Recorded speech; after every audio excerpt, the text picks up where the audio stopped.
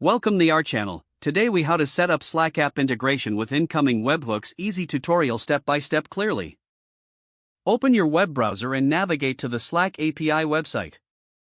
Log in with your Slack account credentials. Once logged in, click on your apps located in the top right corner.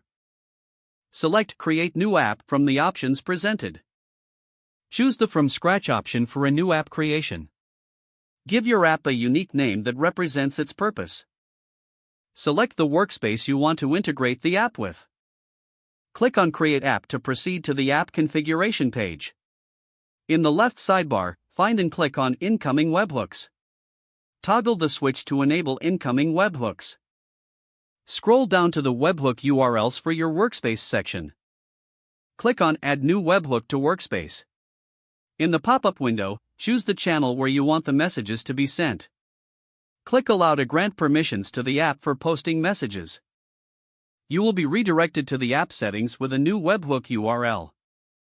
Copy this webhook URL, as you will use it in the next steps.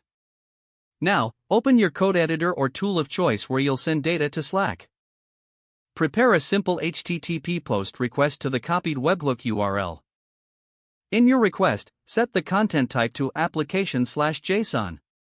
Create a JSON payload with your desired message.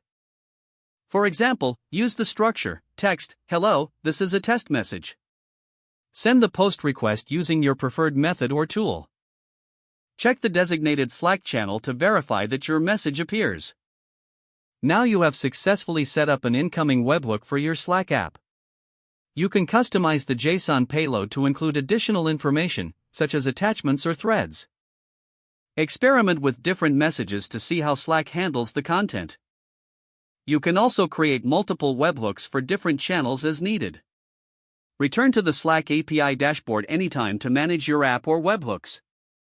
Congratulations on completing your Slack app integration setup. If the page does not load, refresh the browser or try again in a private or incognito window. Make sure you are using the correct email address, then retype it carefully to avoid small typos. Don't forget to like this video and subscribe to our channel for more step-by-step tech guides.